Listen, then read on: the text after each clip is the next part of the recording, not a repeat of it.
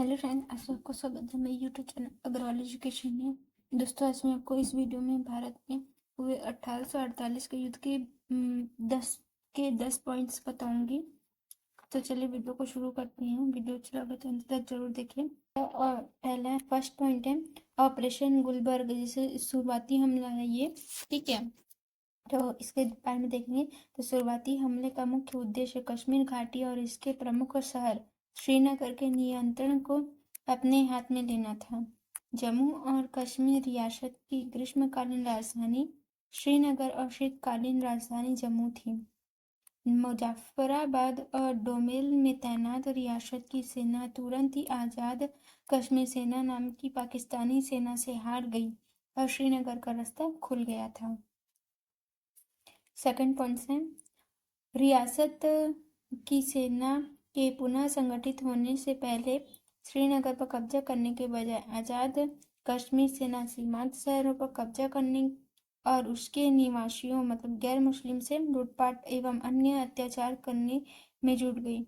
पूंछ की घाटी में रियासत की सेना पीछे हटकर शहरों में केंद्रित हो गई और उनको कई महीनों के बाद भारतीय सेना घेराबंदी से मुक्त कराया।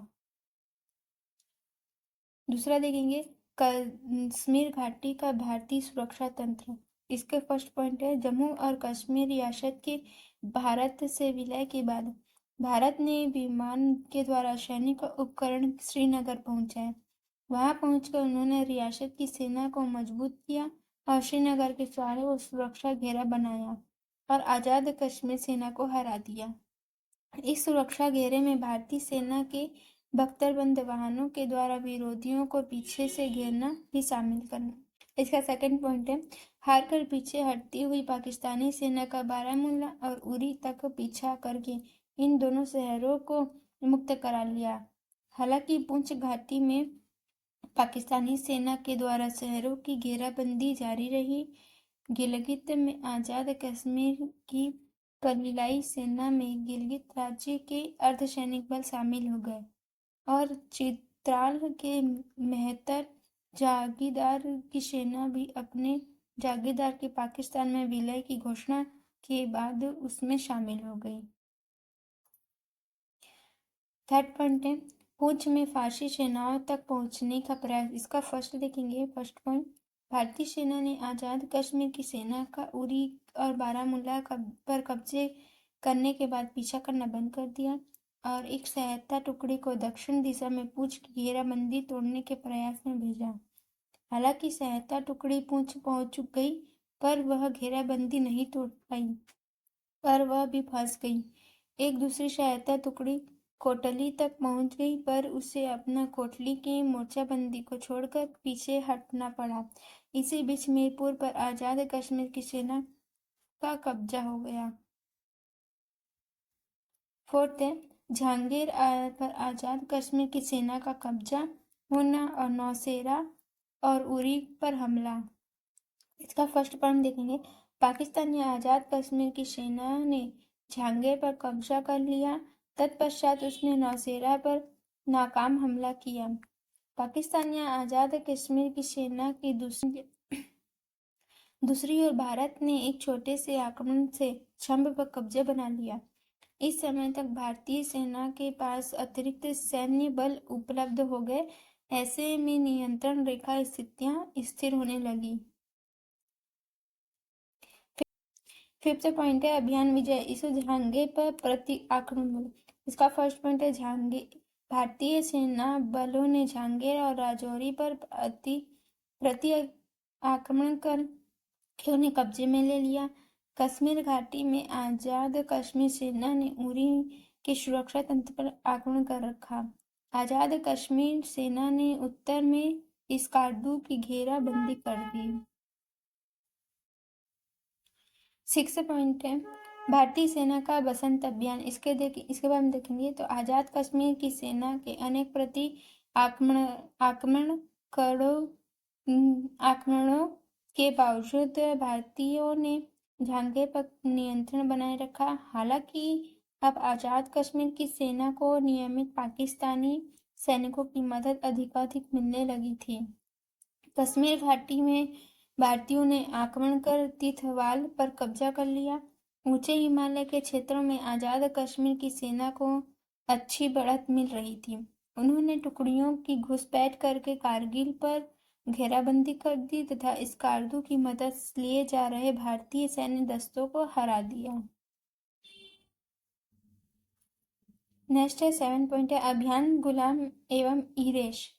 इसके बारे में देखेंगे। इसका फर्स्ट पॉइंट है भारतीय सेना बलों ने कश्मीर घाटी में हमला जारी रखा और उत्तर की ओर आगे बढ़कर केरान और गुराइस पर कब्जा कर लिया, खदेड़ दिया। पुंछ घाटी में पुंछ में फर्सी भारतीय टुकड़ी घेराबंदी तोड़कर कुछ समय के लिए बाहरी दुनिया से वापस जुड़ गई। लंबे समय से फंसी कश्मीर रियासत की टुकड़ी गिलगित स्काउट मतलब पाकिस्तान से रुद्रान स्क्वाड्रन की रक्षा करने में अब तक सफल थी। नेक्स्ट पॉइंट है इसका पाकिस्तानी सेना लेह की ओर नहीं बढ़ पा रही थी। अगस्त में चित्राल मतलब पाकिस्तान की सेना ने माता उल मुल्क के नेतृत्व में स्कार्दू पर हमला कर दिया और तोपखानों की मदद से स्कार्दू पर कब्जा कर लिया। इससे गिलगित स्काउट लद्दाख की ओर आगे जाने का मौका मिल गया। नेक्स्ट पॉइंट है 8वां अभियान डक मतलब बतख अभियान। इसके बारे में देखेंगे। इस समय के दौरान नियंत्रण रेखा स्थापित होने लगी थी और दोनों पक्षों में अपने नियंत्रण वाले क्षेत्रों की रक्षा का ज्यादा महत्व था। बनस्तब की हमला करने के इस दौरान केवल एक महत्वपूर्ण अभियान चलाया गया था। यह अभियान जो था डक, जो कि भारतीय बलों द्वारा द्रास के कब्जे के लिए था। इस दौरान पुंछ पर घेराबंदी जारी रही। नेक्स्ट पॉइंट है 9 नंबर अभियान ईजी पुंछ तक पहुंचना। इसमें हम देखेंगे अब भारतीय सेना सभी क्षेत्रों पर पाकिस्तानी सेना और उससे समर्थित आजाद कश्मीर सेना पर भारी होने लगी थी। पुंछ को 1 साल लंबी घेराबंदी से आजाद करा लिया गया था और गिलगित स्काउट को जो कि अब तक अच्छी कामयाबी हासिल कर रही थी, उसे आखिरकार हारकर उसका पीछा करते हुए भारतीय सेना ने कारगिल को आजाद करा लिया। पर आगे हमला करने के लिए भारतीय सेना को रसद की आपूर्ति की समस्या आ सकती थी, अतः उन्हें रुकना पड़ा। जोजिला दर्रे को टैंक की मदद से कब्जे में ले लिया गया। पाकिस्तानी सेना टैंक की अपेक्षा नहीं कर रही थी और उनके तुरंत पांव उखड़ गए। टैंक का इस्तेमाल बर्मा युद्ध से मिले अनुभव के कारण ही संभव हो पाया था। इस दर्रे पर कब्जे के बाद फ्रांस पर आसानी से कब्जा हो गया। नेक्स्ट पॉइंट है लास्ट है 10 युद्ध विराम की ओर कदम। तो फर्स्ट पॉइंट इसका लड़ाई की इस दौर में पहुंचने पर भारतीय प्रधानमंत्री ने मामले को संयुक्त राष्ट्र महासभा में ले जाकर उनके द्वारा मामले का समाधान करवाने का मन बना लिया। 31 दिसंबर 1948 को संयुक्त राष्ट्र के द्वारा युद्ध विराम की घोषणा की गई। युद्ध विराम होने से कुछ दिनों पहले पाकिस्तानी सेना ने एक प्रति आक्रमण करके उरी और पुंछ के बीच रास्ते पर कब्जा करके दोनों के बीच सड़क संपर्क तोड़ दिया। सेकंड पॉइंट है एक लंबे समय के बाद दोनों पक्षों में युद्ध विराम पर राजी हो गए। इस युद्ध विराम की शर्तें 13 अगस्त 1948 को संयुक्त राष्ट्र ने अपनाया। इसे पाकिस्तानी को अपने नियमित और अनियमित सैनिकों को पूरी तरह से हटाने और भारत को राज्य में कानून व्यवस्था लागू करने के लिए आवश्यक सैनिक रखने का प्रस्ताव था। इस शर्त के पूरा होने पर जनमत संग्रह करके राज्य के भविष्य और मालिकाना हक तय करने का निर्धारण होता। भारत का रियासत के 60% और पाकिस्तान का 40% भूभाग पर कब्जा रहा।